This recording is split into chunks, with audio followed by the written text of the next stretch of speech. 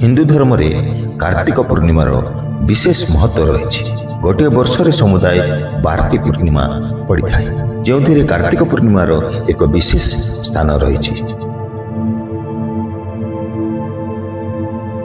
एवं एही कार्तिक पूर्णिमा उपरे देव दिवाली मध्य प्रतिवर्ष पालन करा जाए। कार्तिक पूर्णिमा को त्रिपुरारी पूर्णिमा मध्य कहा जाए। वास्तव में यही दिन भगवान शिव त्रिपुरासुर नामक एक राक्षस को बद्ध करथिले, तेणु यहाकू त्रिपुरारी पूर्णिमा मध्य कहा जाए। यही पवित्र कार्तिक पूर्णिमा दिन पवित्र नदी रे स्नान करिबा एवं दीपदान करिबारे विशेष महत्व रही। यही दिन दान करिबा एवं नदी कूल रे प्रदीप प्रज्वलन करिबा द्वारा अनेक गुण भल गुण मिलता है।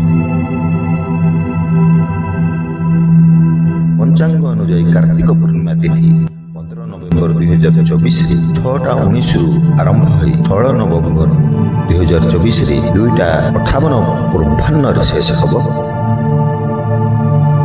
उदय तिथि अनुजाई कार्तिक पूर्णिमा पर्व 15 नवेम्बर रे पालन करा जाउछि।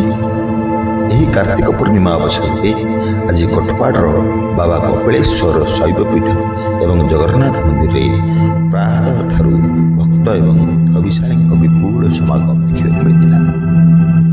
विशेषकर कोटपाड़ सोहरासाही एवं कोटपाड़ चैतन्य मंदिर ठारे अष्टप्रहरी नाम संकीर्तन आयोजन हेबा सह हविषाणी अन्न प्रसाद सेवन आयोजन करा जायछि।